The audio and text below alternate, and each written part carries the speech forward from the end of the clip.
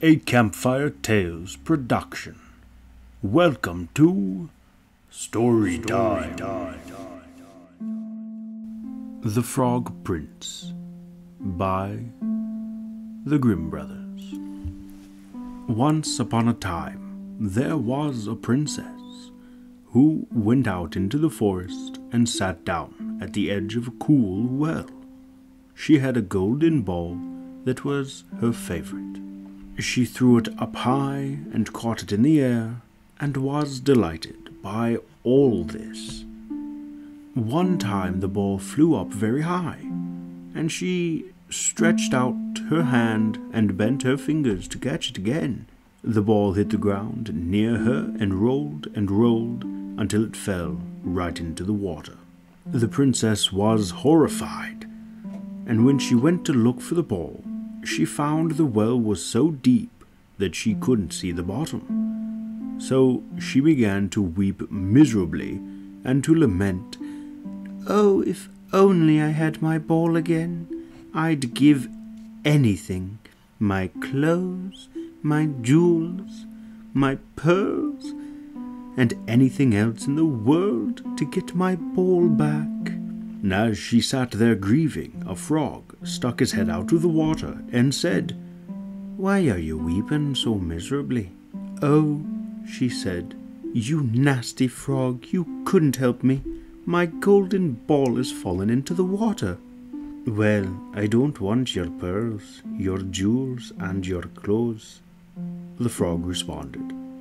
"But if you will accept me as your companion and let me sit next to you, and let me eat from your little golden plate, and sleep in your little bed, and promise to love and cherish me, and I'll fetch your ball for you."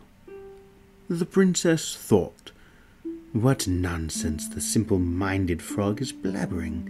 He's got to remain in his water. But perhaps he can get me my ball, so I'll say yes to him." And she said, "Yes, fair enough. But first, fetch me the golden ball. I promise you everything." The frog dipped his head beneath the water and dived down.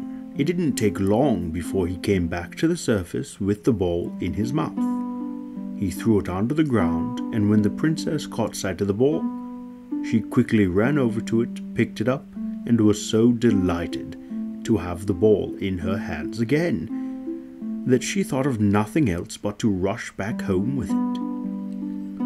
The frog called after her, "Wait, princess, take me with you, the way you promised." But she didn't pay any attention to him. The next day the princess sat at the table and heard something coming up the marble steps. Splish, splosh, splish, splosh. Soon thereafter it knocked at the door and cried out, "Princess, youngest daughter, open up." She ran to the door and opened it, and there was the frog whom she had forgotten. Horrified, she quickly slammed the door shut and sat down back at the table. But the king saw that her heart was thumping and said, "Why are you afraid?" "There's a nasty frog outside," she replied. "He retrieved my golden ball from the water, and I promised him that he could be my companion.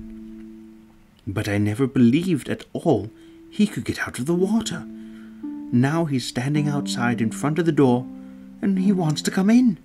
As she said this, there was a knock at the door, and the frog cried out, "Princess, youngest daughter, open up. Don't you remember what you said down by the well's cool water? Princess, youngest daughter, open up." The king said, "You must keep your promises no matter what you said. Go and open the door for the frog." She obeyed, and the frog hopped inside and followed her at her heels until they came to her chair. And when she sat down again, he cried out, "Lift me up to the chair beside you." The princess didn't want to do this, but the king ordered her to do it anyway. When the frog was up at the table, he said, Now push your little golden plate nearer to me so we can eat together." The princess had to do this as well, and after he had eaten until he was full, he said, "Now, I'm tired and want to sleep. Bring me upstairs to your little room, get your little bed ready, so that we can lie down in it." The princess became terrified when she heard this, for she was afraid of the cold frog. She didn't dare to touch him, and now he was to lie in her bed next to her. She began to weep and didn't want to comply with his wishes at all. But the king became angry and ordered her to do what she had promised, or she'd be held in disgrace. Nothing helped. She had to do what her father wanted.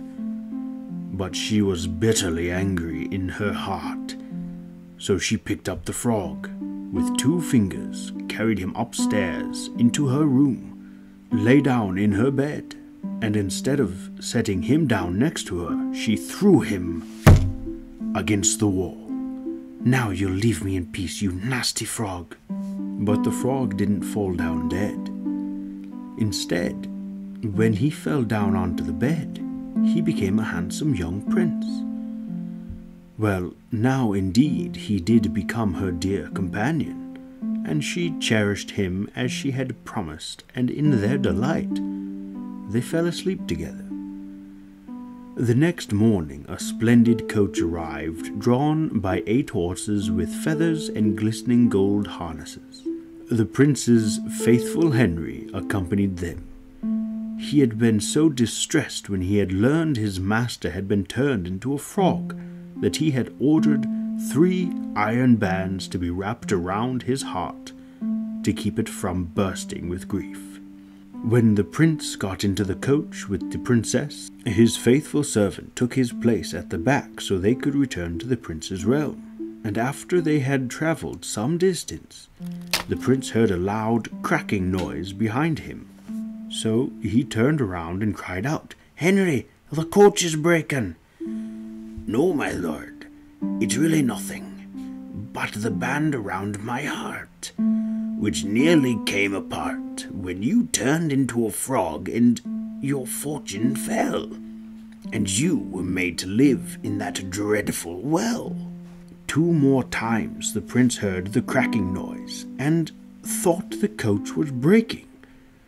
But the noise was only the sound of the bands springing from faithful Henry's heart, because his master had been released from the spell, and he was happy.